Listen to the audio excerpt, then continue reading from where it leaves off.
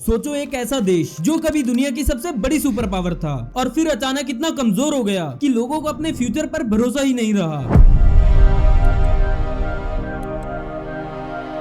1990s का Russia ये एक नॉर्मल इकोनॉमी स्लो डाउन नहीं था, ये एक कंप्लीट ब्रेकडाउन था। सोवियत यूनियन टूट चुका था, एक ही देश 15 अलग अलग देशों में बट गया, सिस्टम कोलैप्स हो गया, गवर्नमेंट की पावर वीक होने लगी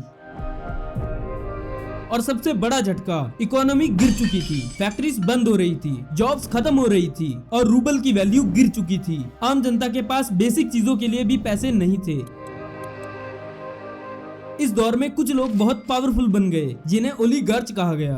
उन्होंने इंडस्ट्रीज भी कंट्रोल की और धीरे धीरे पॉलिटिक्स पर भी इन्फ्लुएंस जमा लिया। दूसरी तरफ आम लोग स्ट्रगल कर रहे थे। देश के प्रेसिडेंट येल्टसिन थे, लेकिन उनकी लीडरशिप वीक मानी जा रही थी। लोगों का उन पर ट्रस्ट गिर चुका था। रशिया एक ऐसे मोड़ पर खड़ा था जहाँ से या तो वो और टूट जाता या कोई उसे संभाल लेता। और तब एंट्री होती है व्लादिमीर पुतिन की। पुतिन कोई आम पॉलिटिशियन नहीं थे। उनका बैकग्राउंड इंटेलिजेंस और स्ट्रेटेजी का था। उन्होंने सिस्टम को अंदर से देखा था और समझा था कि रशिया की सबसे बड़ी प्रॉब्लम क्या है, कंट्रोल का लैक और डायरेक्शन की कमी।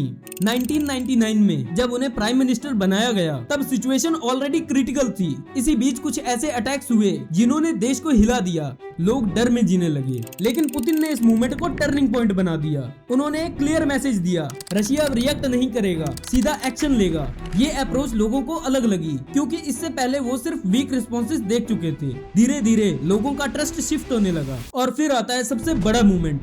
31 दिसंबर 1999 येल्टसिन रिजाइन दे देते हैं और पुतिन रशिया के प्रेसिडेंट बन जाते हैं। एक ऐसे वक्त पर जब देश को सबसे ज्यादा स्टेबिलिटी की जरूरत थी, पुतिन ने सबसे पहले इकोनॉमी को ठीक करने पर फोकस किया। रशिया के पास एक बड़ा एडवांटेज था, ऑयल और गैस, लेकिन उसका प्रॉपर यूज नहीं हो रहा था। सन 2000 में ग्लोबल ऑयल प्राइसेस बढ़ने लगे और पुतिन ने इंश्योर किया कि इसका मैक्सिमम बेनिफिट रशिया को मिले। उन्होंने टैक्स का सिस्टम सिंपल किया, बिजनेस एनवायरनमेंट को स्टेबल बनाया और ग्रेजुअली पैसा इकोनॉमी में वापस आने लगा। लोगों की इनकम बढ़ने लगी, मिडिल क्लास स्ट्रॉन्ग होने लगी, पॉवर्टी सिग्निफिकेंटली कम होने लगी। रशिया जो 90s में स्ट्रगल कर रहा था अब रिकवर होने लगा। लेकिन सिर्फ इकोनॉमी काफी नहीं थी। पुतिन ने एक और बड़ा स्टेप लिया, उन्होंने पावर को सेंट्रलाइज किया। उनका मानना था कि अगर हर रीजन अपनी मर्जी से चलेगा तो रशिया फिर से टूट सकता है। इसलिए उन्होंने सिस्टम को ऐसा बनाया जहां फाइनल कंट्रोल सेंटर के पास रहे। साथ ही उन्होंने ओलिगार्च को क्लियर मैसेज दिया कि तुम सिर्फ बिजनेस करो, लेकिन पॉलिटिक्स कंट्रोल करने की कोशिश भी मत करना।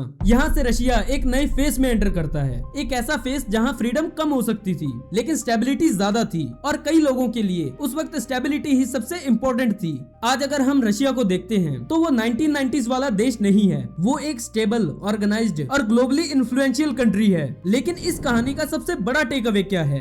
कभी कभी एक देश को सिर्फ पॉलिसीज नहीं, डायरेक्शन की जरूरत होती है और जब डायरेक्शन क्लियर हो तो धीरे धीरे सिस्टम वापस खड़ा हो सकता है। ये सिर्फ पुतिन की स्टोरी नहीं है, ये एक देश के गिरने और फिर संभलने की स्टोरी है।